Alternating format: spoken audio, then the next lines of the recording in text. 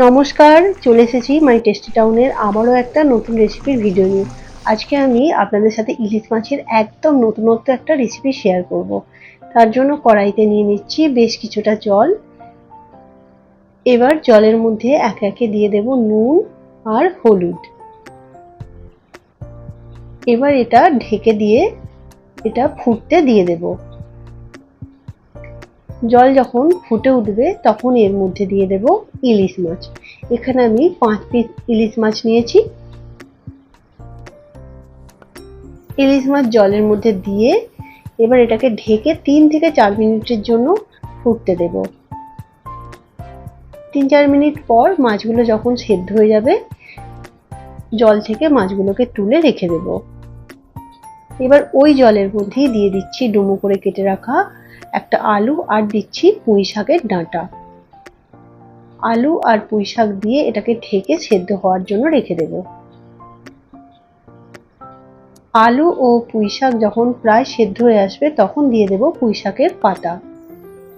তারপর এটাকে ঢেকে আবার ভালোভাবে সেদ্ধ হওয়ার জন্য রেখে দেব। এবার একটু চেক করে নেব যে আলু আর ডাঁটা ভালোভাবে সেদ্ধ হয়েছে কিনা। এবার এটাকে ঢেকে এই কড়াইটা নামিয়ে রেখে দেব।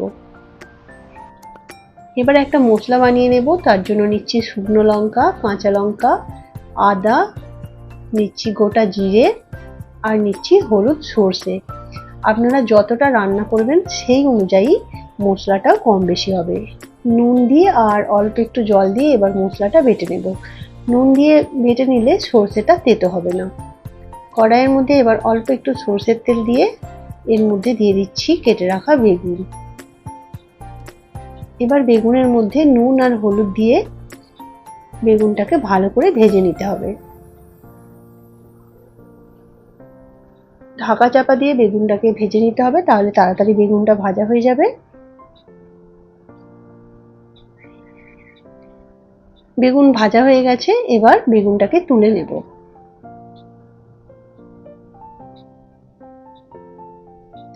আবারও একটু সর্ষের তেল দিয়ে দেব। এবার তেলের মধ্যে শুকনো লঙ্কা আর কালো জিরে ফোড়নে দিয়ে দেব। তারপর যে মশলাটা বেটে রেখেছিলাম ওইটা তেলের মধ্যে দিয়ে দেব। দিয়ে একটু নাড়াচাড়া করে নিয়ে এর মধ্যে দিয়ে দিচ্ছি অল্প একটু কাশ্মীরি লঙ্কার গুঁড়ো, কয়েক দানা চিনি আর সামান্য একটু নুন।